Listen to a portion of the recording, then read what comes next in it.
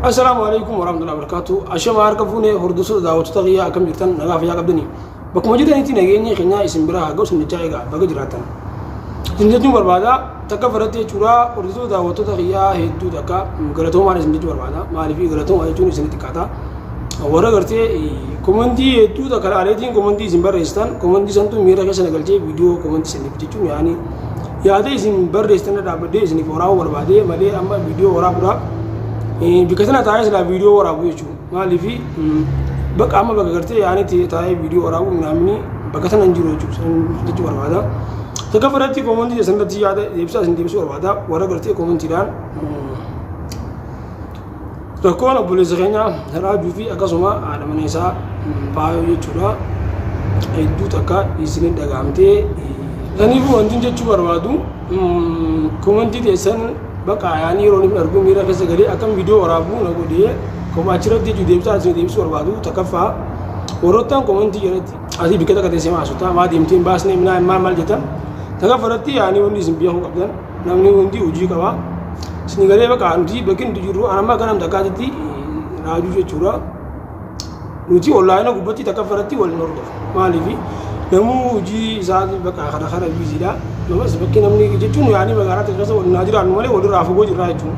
Malee akka faamilii takkaatitti nuti nama gartee yaani wal jiraatu ture mana tokko keessa wal jiraatu ture jechuun rakkoon isaanii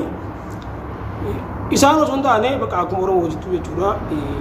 Nama takka yookaan nama seeraan ala bakka akkanuma hojii takka malee gaafa namni jechuun itti roorrisu nama dhagaamaa nuti immoo sambira dabree saayibaa nama arga isaan takka keessa wal nyaata jechuudha.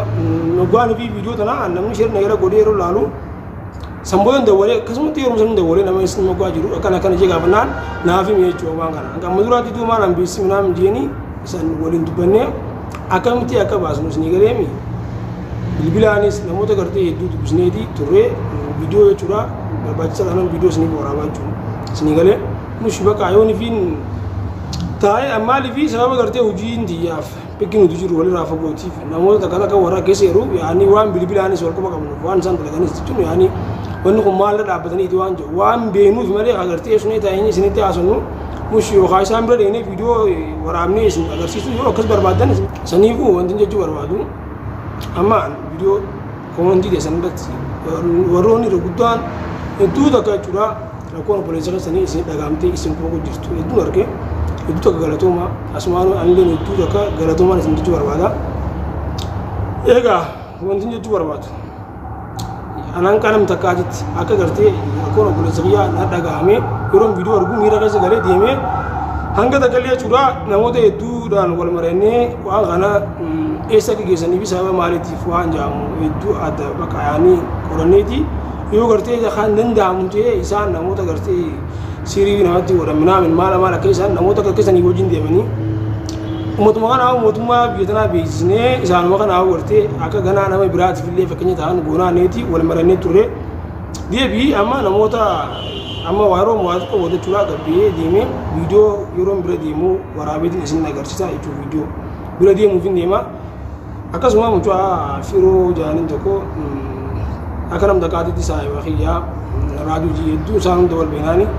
inni immoo isaan saniin wali saayiba kar takkaanii duraan warra gartee hojii dalaguu ture ergamtuu isaaniiti jechuudha ni beekaa inninis isa bira deemee hanga dagachu amma isaatu bakka gartee isaan itti hidhan bakka isaan geessinsanii akka nama dhageenyeetitti xarafa magaalaa raawwaasaniiti bakka namni takkan gara itti hidhan jechuudha dhageenyee bakka sana immoo isaatu beekaa hojiin deemnee dhaquu deemna gartee viidiyoo dhagaadhaan waraabneeti isin agarsiisna yoo gartee dheenee nama fudhanneetiin akka bakka yoo karaa nagaatiin agartee yaani isaan kan gadhiisan ta'e rakkoo isaan jidduu ilaalee nuti akka gartee nama takkaatitti yaani nagaa uumnee walitti araarsinaa yoo san ta'uu baatte immoo mootummaanis ta'e akka isaan beekanitti akka hundaanuu hojii deemna jechuudha maaliif kun dirqama obbolummaati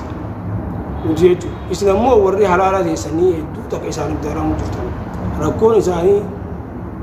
isin madeessitee yookaan isin dhukkubsitee hedduu isin qabutti jirtan warri gartee kana komantii isin hedduu yeroo laalu hundi keessanuu yaada bareedaa qabdanii fi hedduu takka galatoomaan isin jiraatu malee irra deebi'ee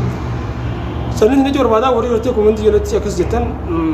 an sababni gartee taa'ee viidiyoo waraabuu fi bakka isaan jiran waan hin fagoo jiru hojii xiyyaa yookaan waan biisii ta'eefin usee waan yeroo hin qabneef taa'ee isaan bira deemuun naaf mijatuuf viidiyoo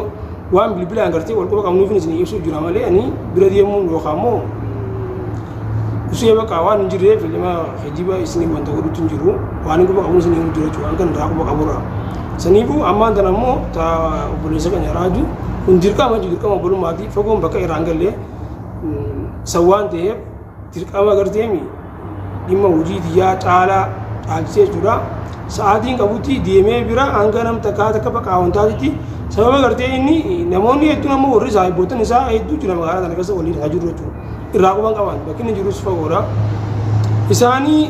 ukkaamsaniitiin gartee namni takka amma akkasitti quban qabu jechuudha warra gartee nam takka mul'ama nama gartee warra miidiyaa kanarratti fa'aa hordofu yoo ta'e malee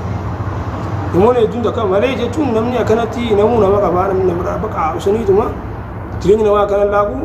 abbaa fedhuu yoo ta'e namni akkana walitti dhiisu hin jiru waan ta'eef akka ilma gartee akka nama takkaatitti saniifuu anis dhimmi ana rakkoon obboleessa yaa rakkootu jaajee yeroon viidiyoo ilaalu sababa badii takka malee namni takka nama jaalateedhaaf akka namni akka yoo dhageetti jechuun yaanii wanta ta'uun sirrii miti abbaa fedhee osoo ta'e abbaa fedhee jaalachuuf namni abbaan fedhee mirga qaba jechuudha. Sana waan ta'eef badii takka amma inni badii takka hin qabu sababa badii takka kan inni hin qabne sababa miccoo jaalateef jecha jireenya isaatis laaqanii bultii isaa laaqanii jireenya isaa keessaa ukkaamsanii jechuudha dila kana hunda isaan irratti hojjetu jiran nutuu quban qabnu jechuudha. Saniif malee silaa quba qabaannee dila kana usnee dila gartee isaan torbaan lama ol jechuudha kan amma dhageetti dila kana hunda silaa walitti ilaalu nutuu akkana callisnee ilaalu saniifuu waa warri gartee jala viidiyoo irras nuti argitanii viidiyoo wanta gootan hedduu akka galatoommaa sanitti barbaada. Sanitti barbaada amma bikkin jiru bikka gartee yaanii hojii diyyaatii fi bikkan gartee yaanii iddoo yeroo boqonnaa wantaati malee walirraa fagoo jirra.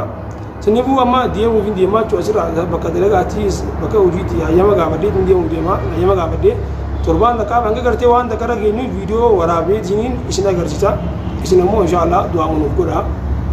San jechuu barbaada amma deemee namoota gartee walumaa lammiin sanis bira deemnee viidiyoo irraa waraabaa bakka isaan jiran hanga gartee if harka galchinu